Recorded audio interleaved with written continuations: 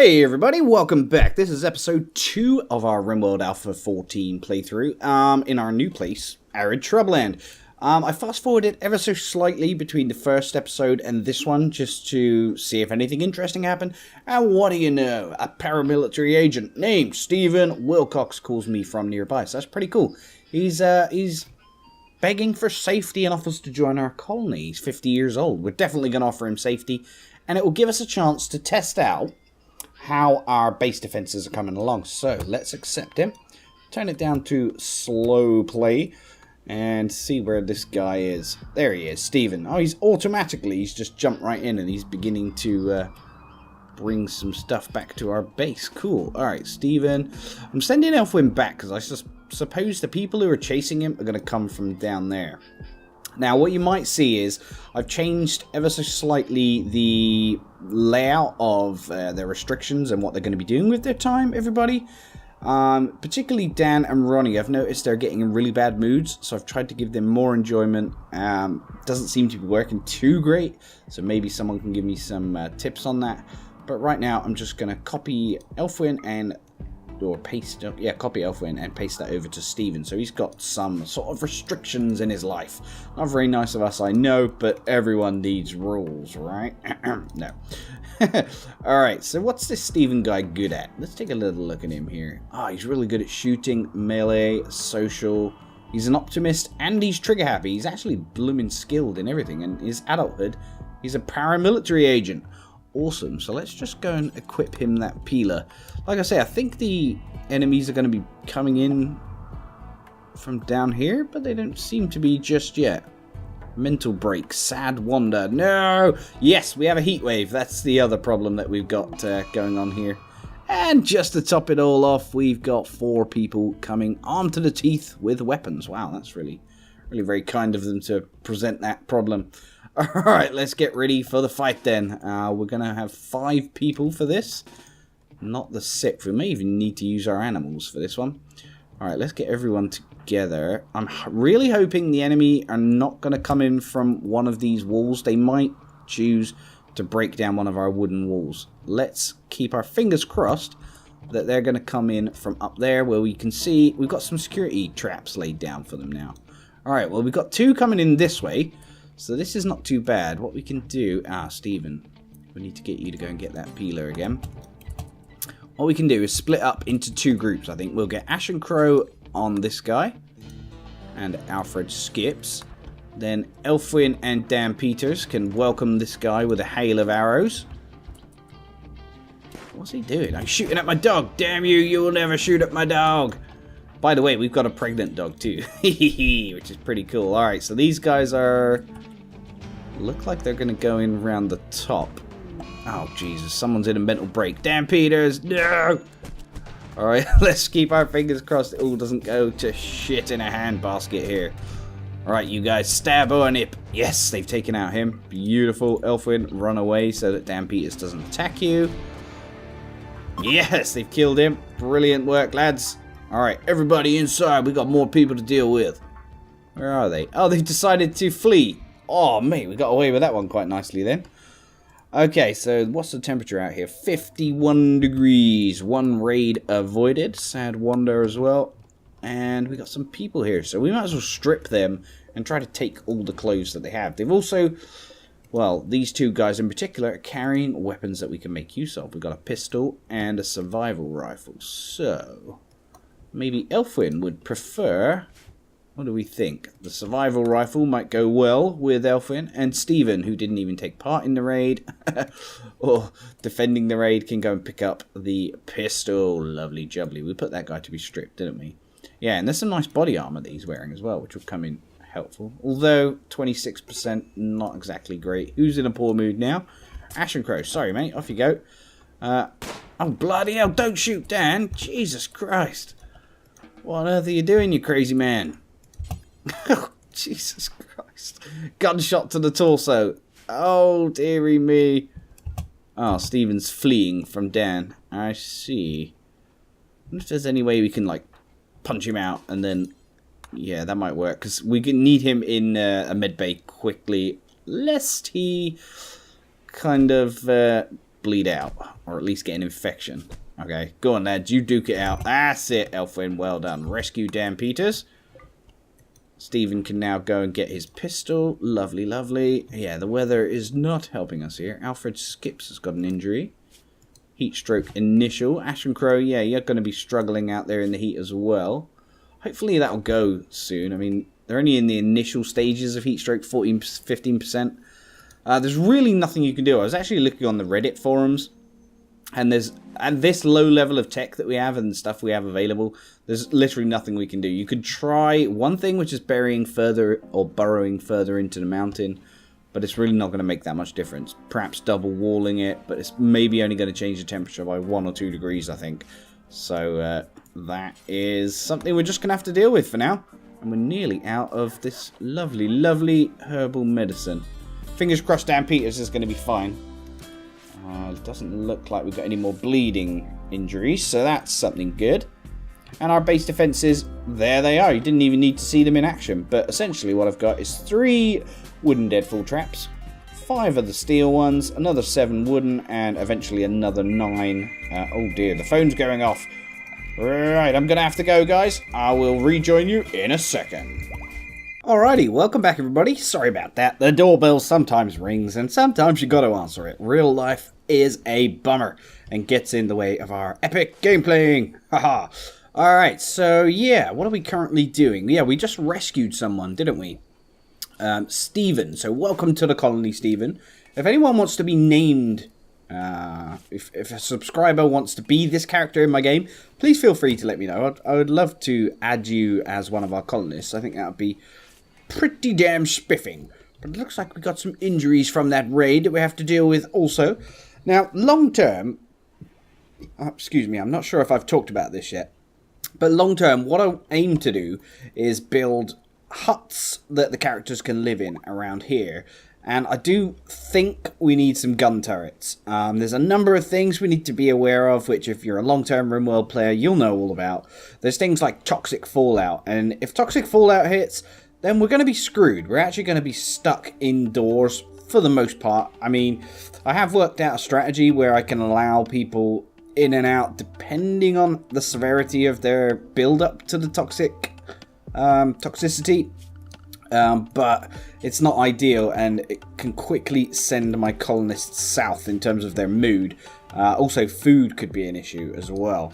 But currently, food's already an issue because we got food growing and inside our little base camp here. That is, well, it's going to rot eventually. It looks like it's managing quite well, though somehow, how is it saying that it's going to spoil in 1 season, 5 days? At 42 degrees temperature now. That is quite the sturdy produce there. We must have some sort of oxygen feed going in there that fixes it and stops it from going off. I really don't know. Speaking of which, have you seen those fridges that are out now that are, I think they're called AO fridges, so it's active oxygen that AO stands for, and it keeps things fresher for longer. And it kind of ties into what I watched recently, which was a documentary about the length of time an apple is kept once it's picked before it reaches the supermarket shelves, and it's around about 6 months, 6 to 9 months, and I had no idea. And the way they do it is they keep it in these rooms that are, or like a refrigerator, and I assume it's some sort of gas they put in there, like the oxygen which is coming in these new fridges, supposedly to keep things fresh longer, which is quite remarkable. I didn't know I was eating like a, you know, a 6-month-old apple, because I love apples. Anyway, oh shizzle, we got extreme heat stroke for Ronnie here. Yeah, the heat stroke's going to kick our ass, unfortunately, and there's no way to mitigate it at all. Like, if we go indoors, the temperature's a balmy 52 degrees Celsius. If we go outdoors, it's 1 degree higher, so it's really not going to make any difference whatsoever. It looks like we're going to need to rescue these people. They're all literally dropping dead, or dropping from heat stroke. Oh, this is great. God, let's hope we got some hardy people here who can actually survive this. Oh, thank God. It looks like the temperature's dropping because it's getting to nighttime. Alright, we've got some cargo pods here. Oh, cool. Limestone. Alright, head back to base camp. Have we actually got anyone still standing upright? I wonder if they drop like this, if they actually get up on their own eventually. Because it's not caused by like a wound, it's more just the heat. So if the heat dips, maybe, just maybe, they'll get back up on their own. It looks like we've got 2 people. Hey, they're all getting up. Nice. Alright, well that's good. Poor mood, Ashen Crow. I should imagine you would be, mate. Dropping down because of heat and then just sleeping out in the heat. Although it's 26 degrees, so is the heat wave past now? No, it's still here. We'll get rid of that. Dan Peters is still suffering, I think, with his muscle parasites. Yep, muscle parasites untreated. Heat stroke extreme. Yeah, no wonder you're falling. Yeah, and a bunch of people have dropped their weapons. Okay. The heat wave's over. Yeah. Alright, Ashen Crow, go and gather up your weapon. Ronnie is starving. Terrible mood. Dan, what's the matter, man? I'm hungry and I'm hot, you bugger. Sorry. Oh, that's a lot better. 19 degrees outside. The arid shrubland can prove to be bloomin' tricky. Alright, Alfred, what are you up to? Alfred, you should be constructing. What are you doing? I'm hauling wood to the wooden bed, you fool. Oh, okay then, Alfred. Sorry, my friend. Alright, Dan's going to have to recover for a little bit from that heat stroke. Cool. Has anyone been watching the Olympics, by the way? Oh my god, Great Britain are kicking ass. Especially in the cycling. We've got this amazing cyclist called Bradley Wiggins. Sir Bradley Wiggins, might I add. And the man is quite frankly a phenomenon. Ooh, a nice normal bed. Yeah, and I think he's won like 4 gold medals this time. So, well played, sir. Alright, let's bury this guy. And also, where's Dan off to? Cleaning rock rubble. Okay. That human corpse is reserved by Ronnie. You're not going to eat it, are you, Ronnie? No, you're going to bury it. Lovely, lovely. So, yeah, this is what I want. I want loads of these graves around. So, like, it kind of puts off the enemy. Once they see this, they'll be like, perhaps we shouldn't go there. At least I think so, anyway. Alright, Hunter lacks a weapon. So, Elfwin, you've dropped yours. And you're good at shooting, so this might be yours. The shoddy pistol. Ah, group of travellers have come to see us. Hello, travellers. Speaking of which, we had some travellers. Now, I don't know what you call them, but we call them gypsies, pikeys, Irish travellers, that kind of thing. They move around in their caravans and basically set up home camp for, like, well, anywhere. Anywhere there's a green field. And they recently moved close to where my mum was, and the police and, well, the community at large don't take kindly to it. So the police were like, we'll move them on next morning. Next morning, they're still there. Then they were saying, oh, we'll give them 4 days. And they did actually give them 4 days. They kept to their word. So they've now been moved on. You might think, well, what's the problem with them?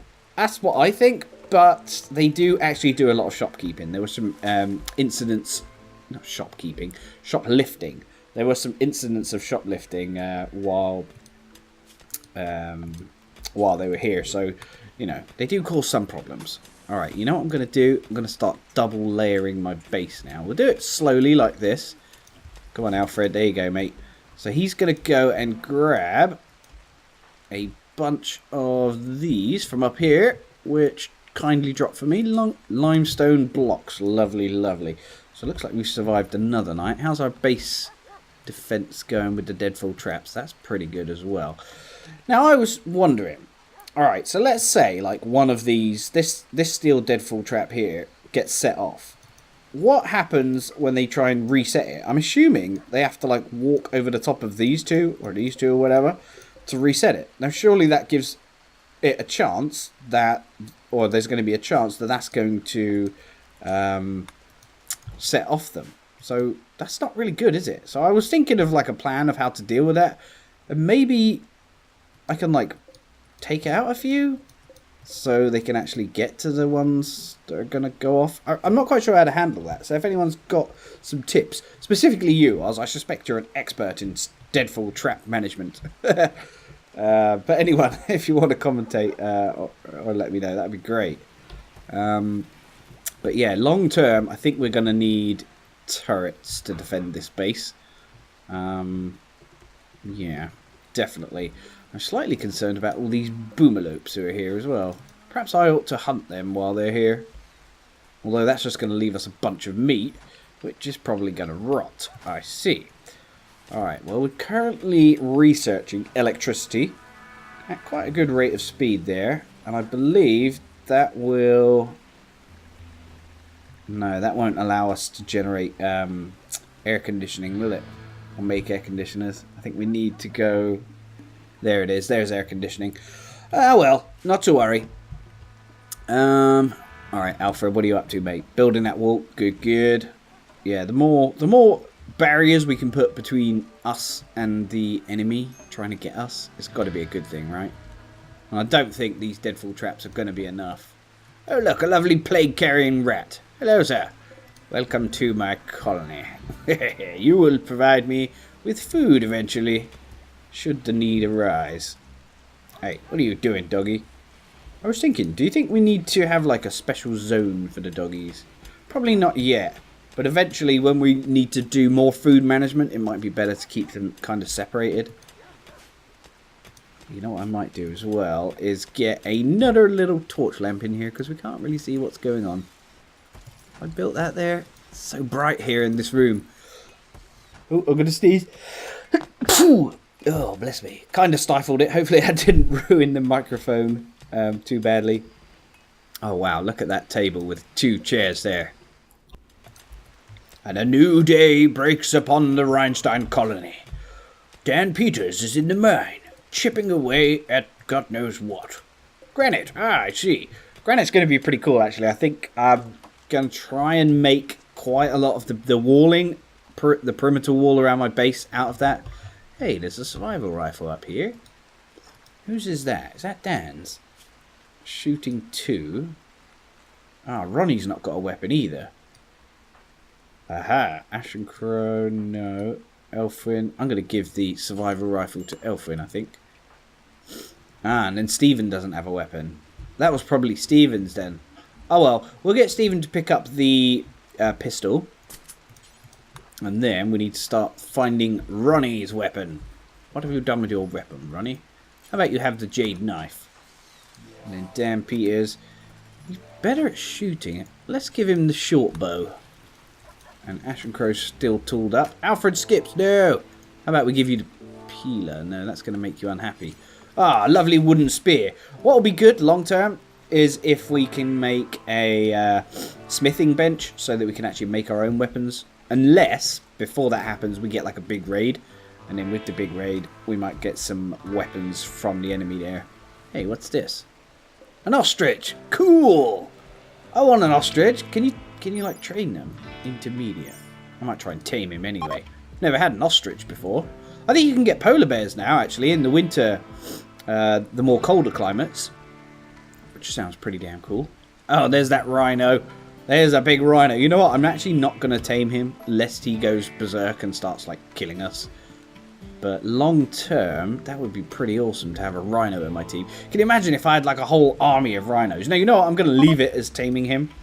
That would be a freaking amazing. If you had, like, 5 rhinos and you got a raid and you just sent the rhinos, like, running towards the enemy, that would be just spectacular. I would love that. Alright, looks like people are having a kip again. Dan Peters, how are you doing? Oh, Dan hasn't got his problem anymore. Good. So, Dan, let's make you work again. And probably Ronnie, I would say, is free from this as well. Let's click on him a second. Yeah, they don't have the parasites anymore. Ooh, look at all that food we got. Well, we've done a good job there. Why are we making this out of wood? It looks like we need some more wood then. Alright, we're growing that big farm there, so let's get some of these trees chopped down. No, we've got wood over here. What's Alfred Skips doing then? You should be building, sir. Oh, there we go. He's building now. Good job, mate.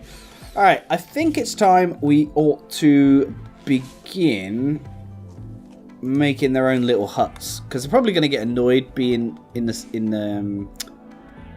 same sleeping area all the time. Don't know how close we should put it to the wall. Let's make it like 3 blocks away.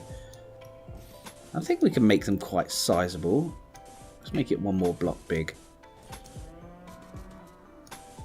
Now that's wonky. Oh no. Let's do it like that. And then we'll get rid of that bit and that bit. And then, yeah, like that. And in their bedrooms, I think we're obviously going to have a bed.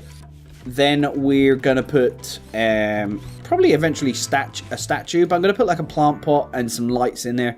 Put a nice floor in there, maybe wooden floor, and that should keep them quite happy, at least during their sleeping hours.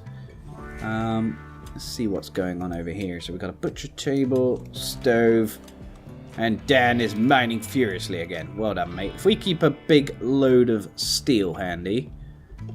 Did I build somewhere to store my steel? I can't remember now. Was it just in this stockpile?